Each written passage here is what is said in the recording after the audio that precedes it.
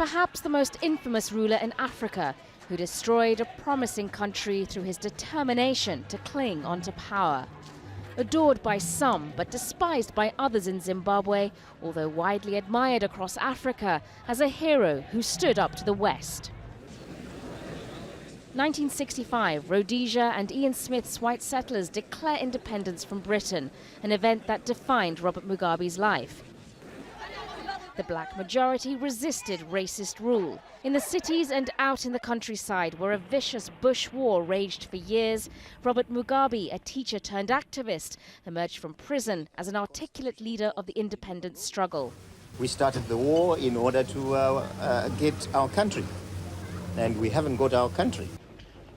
They did get their country at Lancaster House in London in 1979. And when Zimbabwe celebrated independence, Mugabe, the overwhelming winner of elections, was in power, and soon showing rival liberation fighters what he'd do to keep it.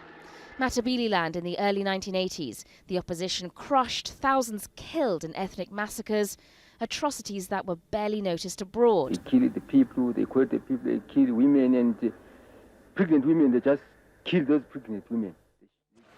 But there was also much to admire. Robert Mugabe brought education and health to millions of Zimbabweans.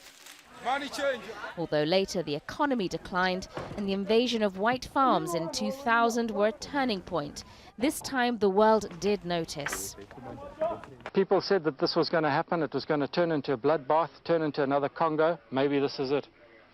We're going to have to get out of here. It was a chaotic, destructive process, but Mugabe said he was correcting an old injustice. The land is ours, we give it to whom we please. It's not the business of Britain, you see, to tell us who to give land and who not. Whether those who are given are members of my party is irrelevant to Britain. By now, the opposition was growing. Despite torture, murder and manipulation, many Zimbabweans seemed ready to throw Mugabe out. They had a new hero, Morgan Tsvangirai, who said Robert Mugabe's early achievements will always be overshadowed by the years of oppression. Do we portray him as the great liberator, or do we portray him as somebody who has betrayed the liberation that he fought for? I think the latter will prevail. Because I think his ending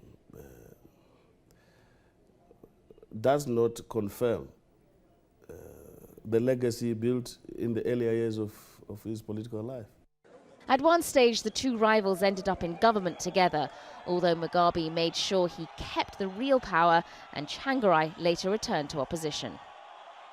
By now, his wife, Grace, 41 years his junior, had emerged as a political player, and Mugabe, well into his 90s, seemed determined to go on and on. He liberated Zimbabweans, but he also left them his ruinous legacy.